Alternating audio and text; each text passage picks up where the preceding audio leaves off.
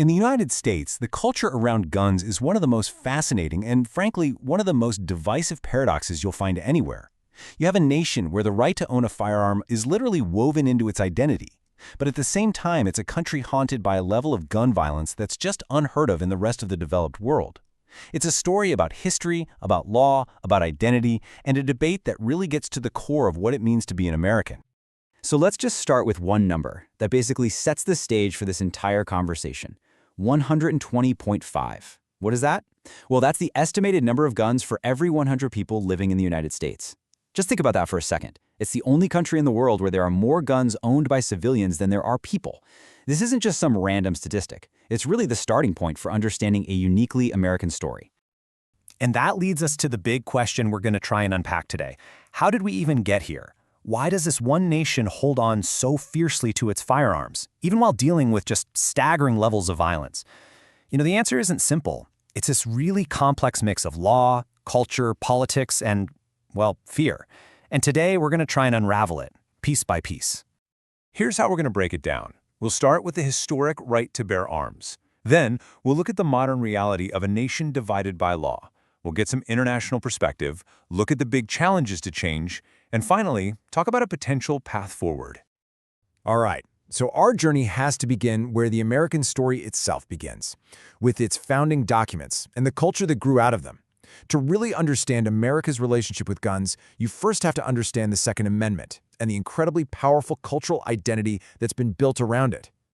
And here it is. These 27 words, they are the absolute cornerstone of American gun culture. Now remember, this was written in the late 1700s, right after a Revolutionary War against what they saw as a tyrannical British government. So this amendment directly linked the idea of an armed population to the idea of liberty. The thinking was a militia made up of regular people was the ultimate defense against a government that might try to overstep its power. But as you can imagine, what these words mean today is at the center of one of the most intense debates in the country. And what's really fascinating is how much the legal meaning of those 27 words has changed over time. For most of American history, the court saw the Second Amendment as a collective right, meaning it was about states being able to have an armed militia for defense. An individual's right to a gun was tied to being part of that militia. But everything changed in 2008. There was a huge Supreme Court case, District of Columbia v. Heller. And for the very first time, the court said no. The Second Amendment actually protects an individual's right to own a gun for self-defense in their home, totally separate from any militia. That one decision completely redrew the legal map. But the law is only half the story. The connection to guns in America goes so much deeper, right into the country's cultural DNA. Just think about the idea of the frontier, the westward expansion. That whole era created this romantic image of the armed, self-reliant individual fending for themselves. And that idea is still incredibly powerful today. For millions of people, a gun isn't just a tool, it's a symbol of personal freedom, a last line of defense against government overreach. And of course, guns are also part of family and community life, passed down through generations, and used for sports like hunting that bring people together. So with that history and that culture in mind, let's jump to the modern day. What you have in the United States is a nation that is deeply and legally divided over guns. There isn't one single set of gun laws for the whole country. Instead, what you have is this confusing, often contradictory patchwork system. And the difference from one state to the next can be just staggering. On one side, you've got states like California or New York with very restrictive laws. They might ban certain types of semi-automatic rifles, limit how many bullets a magazine can hold, and have red flag laws to temporarily take guns from people in a crisis. But then, on the other side, you have states like Texas or Arizona. There, you'll find things like permitless carry, which means adults can carry a hidden handgun in public without any license or training at all. This patchwork means that what is totally legal in one state could land you in prison just a few miles down the road in another. Now, existing alongside all of this is a strange and tragic paradox. You'd think that high rates of gun violence would lead to calls for fewer guns, but often it actually leads to more gun sales. This creates this powerful, self-feeding cycle of fear. The fear of violence makes people buy guns for protection, but the huge number of guns in society increases the overall feeling of danger, which, you guessed it, leads to even more people buying guns. And this is the number that fuels that cycle. In the year 2023 alone, the United States had more than 650 mass shootings. These events, along with the constant daily toll of gun violence, create this deep sense of insecurity. And after every single one, there's a surge in gun sales. People are driven by fear for their safety, but also a fear that the government is about to pass stricter laws, so they feel like they need to buy a gun while they still can. This whole cycle has actually changed the main reason people own guns. Today, if you ask American gun owners why they have a firearm, almost 2/3 of them will say it's for personal protection. And that's a huge shift from a few decades ago when hunting or sports shooting were the more common answers. It really shows you a society where more and more people feel like they have to be armed just to be safe. Okay, so to really get a handle on the American situation, we need to zoom out and see it in a global context. How does the United States, with its unique laws and culture, actually stack up against other nations? Well, the contrast is pretty dramatic. Let's start with another really powerful number, 25. The rate of gun homicides in the United States is roughly 25 times higher than in other wealthy developed countries. We're not talking about a small difference here. It's a massive gap that puts the US in a category all by itself. That one statistic shows you just how much of an extreme outlier the American experience with gun violence really is. And when you look at the numbers side by side, it becomes even clearer. The US has over 120 guns for every 100 people and over 40,000 gun deaths a year. Now compare that to the UK, Australia, or Japan. Their ownership rates are a tiny fraction of the American figures, and their death tolls are drastically lower. So what's the difference? Well, a big one is their laws. After these countries experienced their own horrific mass shootings, they passed major sweeping reforms. But the US, because its laws are grounded in that constitutional right, stands apart.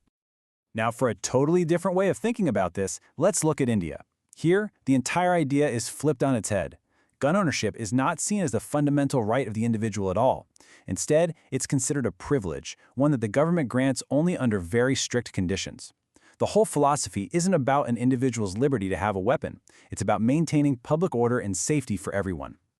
And this different philosophy leads to very different policies.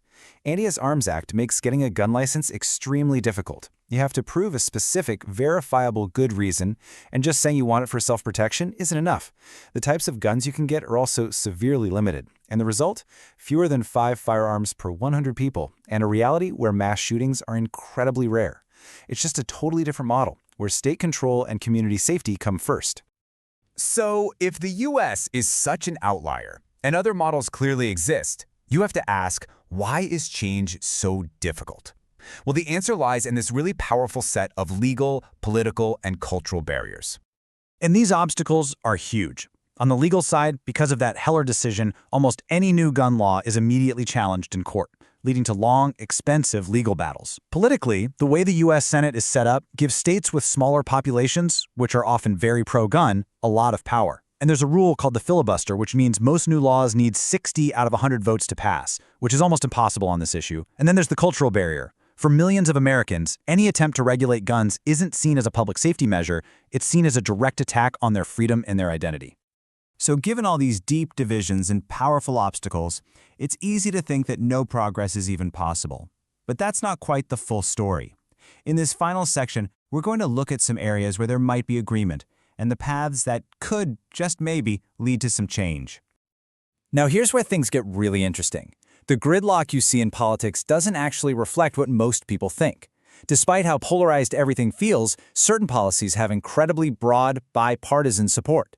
For example, over 80% of Americans, including a majority of gun owners, support universal background checks for all gun sales. Red flag laws and safe storage laws also have majority support. This tells us that there is common ground to be found, even if you don't see it in Washington. So how could you turn that common ground into action? Well, there are a few potential ways forward. First, focus on the policies that already have that overwhelming public support. Second, try to shift the conversation away from rights and taking guns and more towards public health and creating a culture of responsible safety. And third, since the federal government is so stuck, focus on making small, step-by-step changes at the state level, building a track record of what works that could maybe one day be a model for the whole country. And that really brings us to the heart of it all. The United States is at this incredibly difficult crossroads. It's caught in this seemingly endless struggle between a cherished individual right, one that was born in revolution and has become a core part of its culture, and the fundamental collective need for safety and security. It's that tension that really defines this entire challenge. And so we end with the question that just hangs over this entire debate. It's the question that politicians, citizens, and communities across the country are wrestling with every single day. There are no easy answers. But finding a way forward depends on facing this challenge head-on. How can a society balance a fundamental right with the equally fundamental need to live free from fear? The answer to that will shape the future of this uniquely American story.